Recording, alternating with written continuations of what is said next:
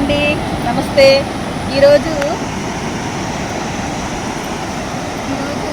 వైశాఖ మాస బహుళ అమావాస్య సందర్భంగా మేము ఇక్కడ సముద్ర స్నానం చేయడానికి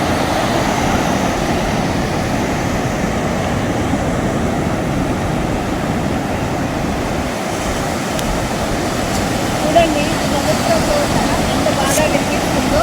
సముద్ర భగవాన్ని ముందుగా నమస్కారం చేస్తున్నాము. అసలు సముద్ర స్నానం ఎందుకు చేయాలి, చేయడం వలన ఏమి ప్రాధాన్యత అనే దాని గురించి మనం ముందుగా కొంచెం తెలుసుకుందాం.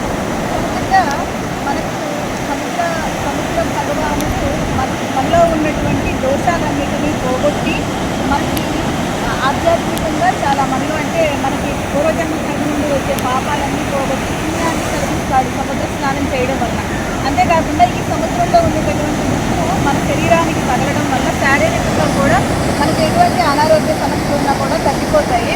అంటే మన ఎడిటర్ గారు ఆరోగ్య సంబంధంగా కొంచెం తక్కువ కదా, అందుకని ఇలాంటి రోజుల్లో అంటే స్నానం చేసి స్వామి యొక్క అనుగ్రహం కలిగినట్లయితే కొంచెం ఆరోగ్యం బాగుంటుందని ఈరోజు పొద్దున బయలుదేరి మేము వచ్చాము.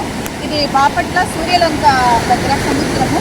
అంటే మనకు ఏం చెప్తారు అంటే మనము ఒక నదిలో స్నానం చేస్తేనే చాలా పుణ్యంగా మనకు ఎన్నో దోషాలు పోతాయని మనం నమ్ముతాము, పోతాయి కూడా. అంతేకాకుండా మరి నదులన్నీ కలిసి ఇక్కడ సముద్రంలో ఉంటాయి. అంటే గంగేజ యమునే సేవ గోదావరి సరస్వతి నర్మదా సింధు కావేరి జలేస్మిన్ సన్నిధిని కురు అని చెప్తారు.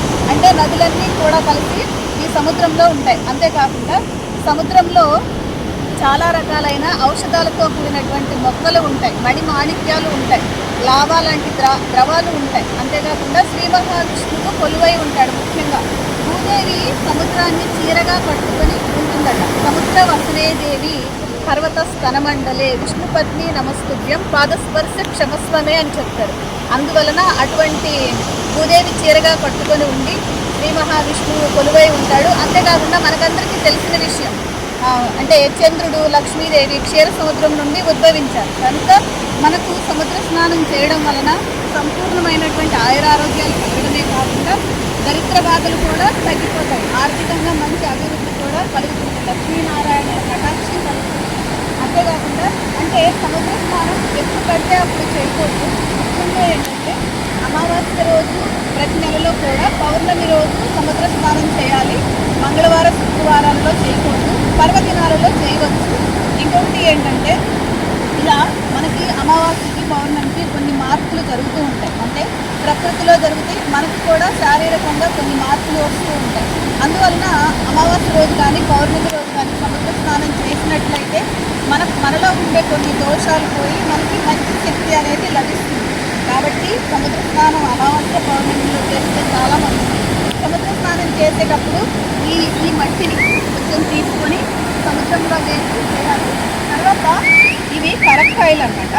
అంటే ఎప్పుడైనా సరే మీరు సముద్ర స్నానానికి వెళ్ళినప్పుడు గుర్తుపెట్టుకొని వీటిని తీసుకెళ్ళండి. కొన్ని మనం ఆయుర్వేదంలో అమృత ఫలాలు అని చెప్తాము, వాటిల్లో ఇవి కరక్కాయలు ఒకటి. ఎవరైనా సరే ఒక కరక్కాయని సముద్రంలో వేసి స్నానం చేసినట్లయితే మనకు నరఘోష దృష్టి దోషాలు అవన్నీ తగ్గిపోతాయి, మనకి ఐశ్వర్యం లక్ష్మీ కటాక్షం కూడా కలుగుతాయి.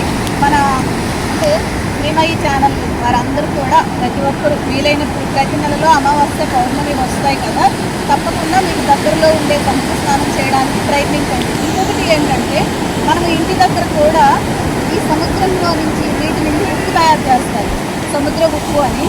అది మనం తెచ్చుకొని మనం ప్రతిరోజు స్నానం చేసేటప్పుడు పిల్లలకి స్నానం చేయించేటప్పుడైనా మనం స్నానం చేసేటప్పుడైనా కొంచెం ఉప్పుని ఆ స్నానం చేసే నీళ్ళలో వేసి స్నానం చేయించినట్లయితే సముద్రుడి యొక్క కరుణాకటాక్షంతో లక్ష్మీనారాయణుల కరుణాకటాక్షంతో